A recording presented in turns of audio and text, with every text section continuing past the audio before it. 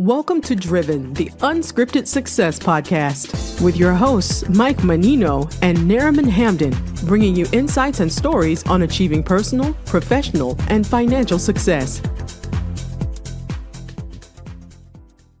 Hey guys, I'm Nariman Hamden, and this is Driven, Unscripted Success podcast. You can subscribe to us on YouTube, Spotify, and Apple. I've got an awesome guest on today. We have Joe Goldstein, and Joe has been in the technology industry, IT industry, for over 30 years. He is the founder and CEO of OCSIT. He is also recognized as both a cybersecurity and AI expert. He's also an author. How are you doing, Joe? Doing great, thanks. Thanks for having me. Yeah, thank you for coming on. Appreciate it. Why don't you start with giving us a little snapshot of your business right now, what you do and what your company does? Sure. So OCSIT is a cybersecurity and managed IT services company, and we focus primarily in the healthcare sector, and even more of a niche, we primarily cater to ear, nose, and throat practices. So we have ENT practices all across the country, and I wish I could say that was a planned event, but it's just kind of happened over the last 10, 12 years.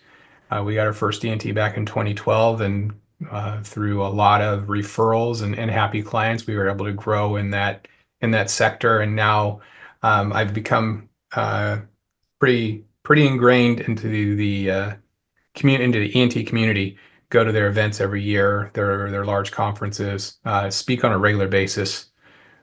We just had our event in Kansas City about a month and a half ago, and I had two presentations. I had a workshop on AI that was 3 hours, and I had a tabletop reach exercise that we did while we were there as well. Very neat. So let me ask you, when you think back, are there any moments that you'd say really changed the game for your career? I've been doing this for so long. I think there's several. I think the one that I would share, because I think it's really relevant for folks who are struggling maybe to find their way, is what really launched me into OCS. We started out as optimized computer solutions, and what started that was I was this site CIO. I was part of a Fortune 500 consulting group, and my client was Parkland Hospital. And that might sound a little familiar. It's in Dallas, Texas. It's where JFK was taken when he was shot there. It's a very large community hospital. At the time that I was there, it was 860 plus beds with a huge ER. In fact, sometimes the ER wait was up to 16 hours. Wow. Which was just incredible. And I was responsible for doing a very large migration from the previous provider who had made a very big error and lost the contract. And my company won the contract, and my job was to migrate 800 plus servers from their environment into our environment, bring over all the staff, and make sure that everything kept running during that time. And shortly after completing that project, I found myself without work. They decided they didn't want somebody who was traveling from California to Dallas every week to do the job. And I wasn't relocating to Dallas. I was actually newly married at that point. My wife and I had 3 stepkids that were very young. So I wasn't going to uproot them away from their father.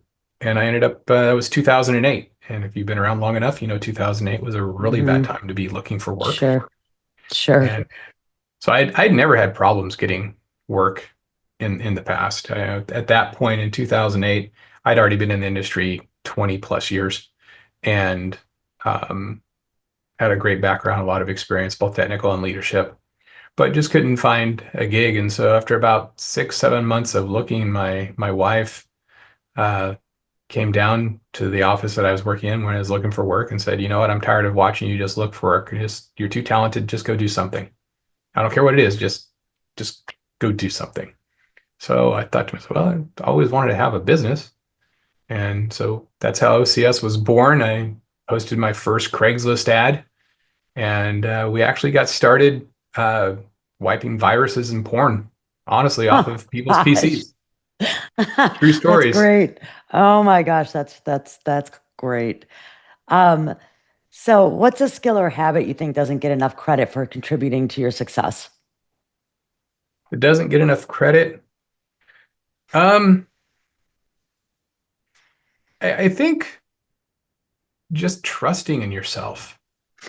When I started when I started the business, my mother-in-law at the time, and very old school Hispanic, right? My wife is first generation Mexican American, and for my wife's mom generation, it was like you worked with your hands. You worked outside.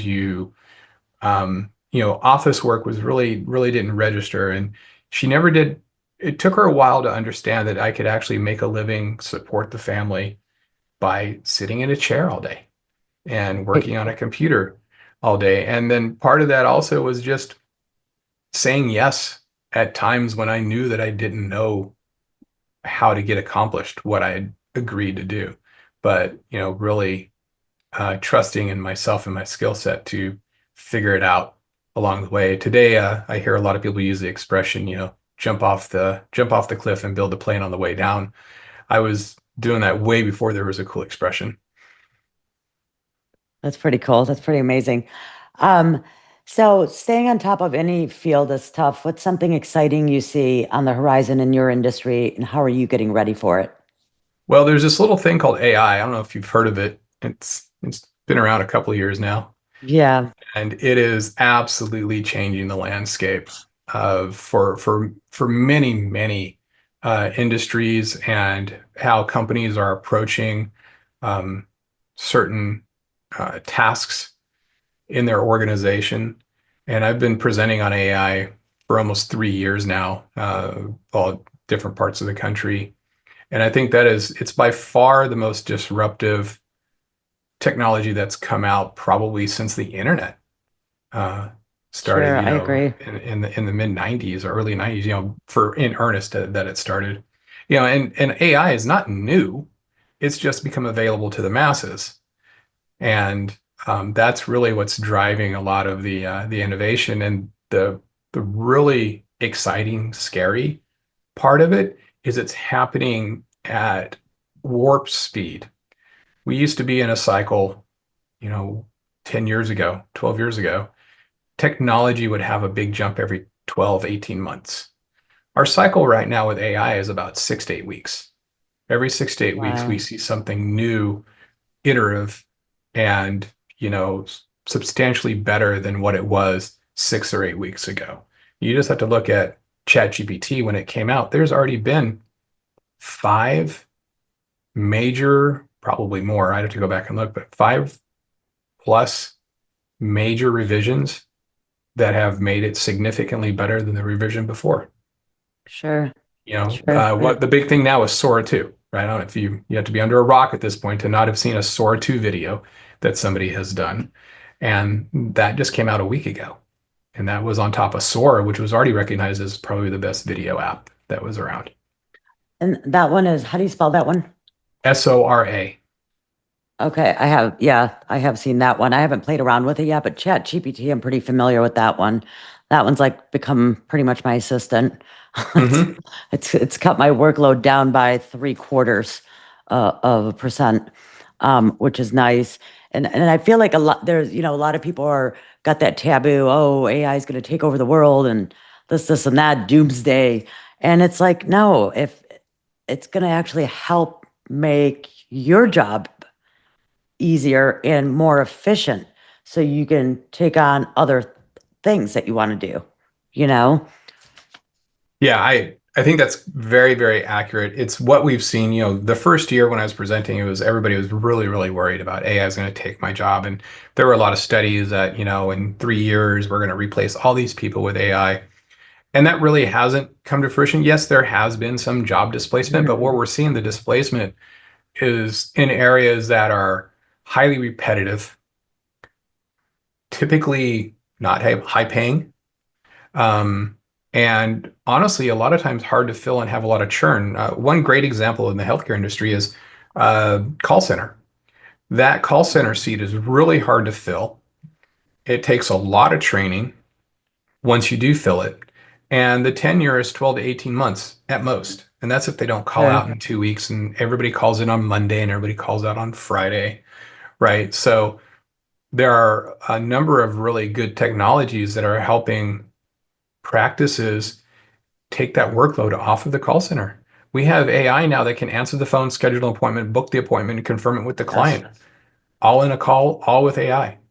And Yeah. if I can help a practice take 50% of their workload, 50% of their calls, and handle them with AI and allow their people to focus on the more important calls, along with reducing their abandonment, which is a big problem, that's a real win for a practice. Absolutely.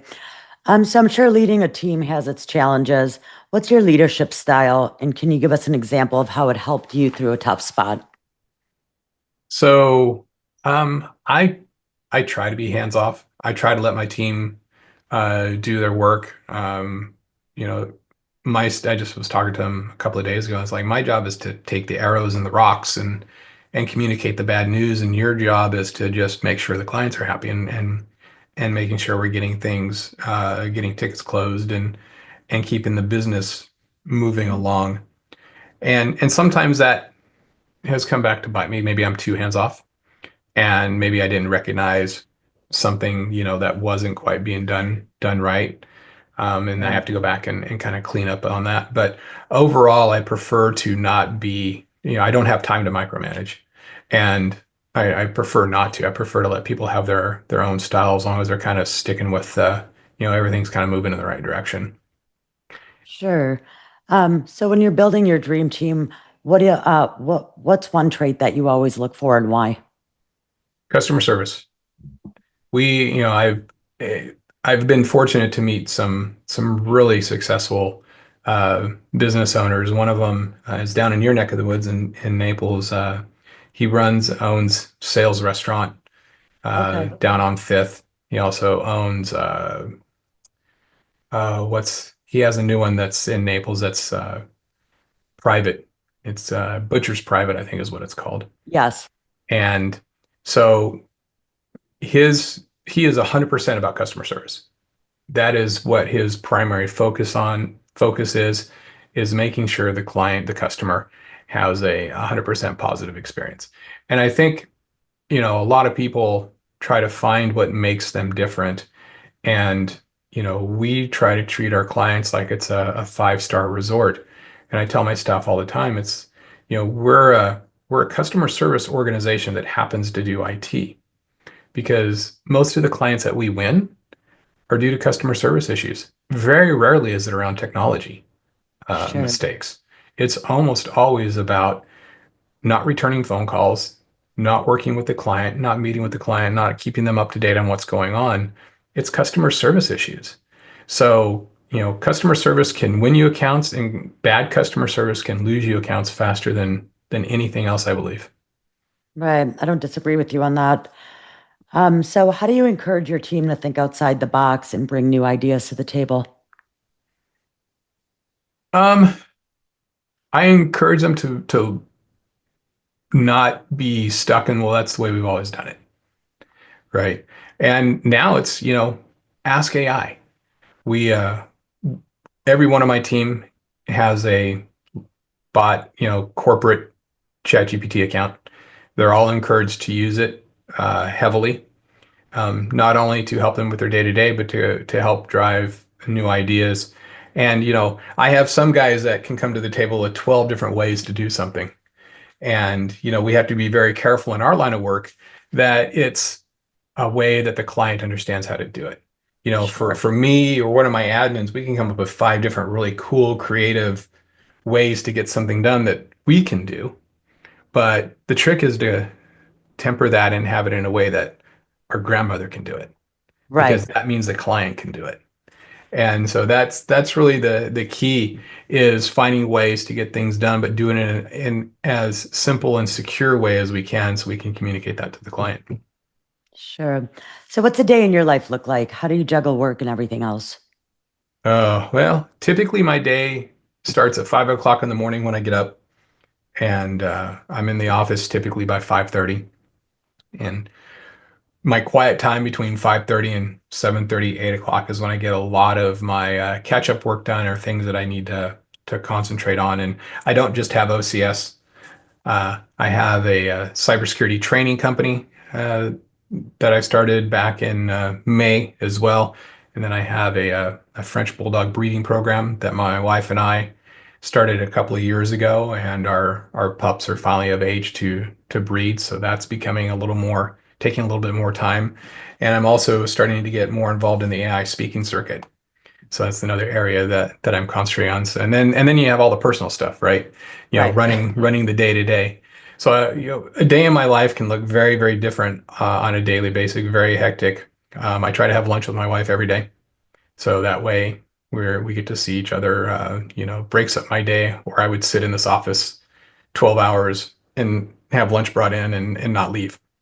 So I try to make sure to get out, but it really is focused on trying to find ways to grow the business. A lot of marketing work. Marketing and sales takes a lot of work if you're really trying to focus on it. And then making sure that the ship's pointed in the right direction, making sure my team has the tools they need to get their work done and getting the support they need to get their work done. Sure. So how do you tackle learning new things, especially stuff that's way outside of your comfort zone? I dive in. I just, I dive in and try to immerse myself in it. One of the newest things that I'm doing, it's for my wife. My wife's an artist, and Okay. she works with paints. She does clay, and her latest thing is now stained glass. And in order to have templates for stained glass, there's a real art just to making the template to cut the glass and put the glass on the table. So we learned how to vector images in Illustrator, something I've never done before. So, and my thing is I learn it first, and then I teach her how to do it. So that's been the latest thing, is just teaching ourselves how to, and then not only vector the image, but make the image available to run on the Cricut that we just bought. That's a whole other learning experience and getting that to work right. So, it's just spending time and understanding there's a learning curve, trying not to get frustrated, Sure. trying not to want to throw it out in the middle of the street after the second day, and just really understanding that some things take time to learn, but once you learn it, you can just reapply it over and over again, and things will really speed up. Sure. So, it sounds like things are going well for you and your business. As you're looking towards the future, I'm wondering if or how you create passive income, or if you've ever invested in the past. So we invest in the stock market, and that we started doing that about 3-4 years ago. And we were watching a show, and it was, I don't remember what the show was, and they were talking to a young couple, and they said, start with $25 a week, put $25 a week into a brokerage account and start, buying stock. And my wife looked at me and she goes, "Why aren't we doing that?" Like, I don't know. Maybe we should. So we started, I think it was like, I don't know if it was $50 a week. We're up to, I think, $150 a week at a minimum that we send into the brokerage account. And we're actually up, I don't know, 35-40% on our portfolio. So That's right. it's doing well, and I invest in what I know. I'm not out there investing in a lot of crazy things. I invest in technology. I invest in AI, in Bitcoin, and I also there's an app, and I don't remember exactly what it's called. I'm gonna cheat. That follows people who know how to invest and then invests like they do. And so I Sure. use that as well, and that actually has done really well for me too. Autopilot is what it's called. So Autopilot. Autopilot, I've got a couple of people that I invest as, and both of those do well. So that's kind of the passive income. At some point, my wife and I have talked about getting in and maybe real estate or potentially Airbnb down the road. We've actually talked about Airbnb our house because it's in a very prime location, a very desirable location, but then we'd have to go out and find somewhere else to live. And I don't know if I want to abandon my house just quite yet. Yeah, there you go. Or you just give them the prime weeks and goes on a staycation somewhere else. Yeah, we spend a lot of time on the East Coast because of doctors and such. We drive over at least once a week. once a month. So we've talked about maybe getting a place on over in the Boca del Rey area that we could stay at when we drive over and stay for more than a day or so, and Airbnb it out when we're not there. Yeah, that's nice. So as we're wrapping up our interview, what exciting plans or initiatives do you have in the works for the next 6 to 12 months? So I think for me is going to be the working on being recognized as a national speaker on AI. I've wanted to do more speaking gigs. As I get my staff more up to speed, I'm not as needed here, and that frees me up to do other things. And that's really the goal, is to get out and do a lot more speaking engagements. And at some point, I'd love to do keynotes. Maybe not related to technology, but to other things that I've been through in my life. I grew up very humble beginnings. In the Sure. country in Northwest Oklahoma. Grew up in a trailer on a dirt lot, basically. And one of the latest things that we've had was my wife and I went on a weight loss journey about 2 years ago, and over that time, in the year that we did it, I lost over 95 pounds, and she lost over 110. That's And so impressive. now we're, Yeah. like completely different people.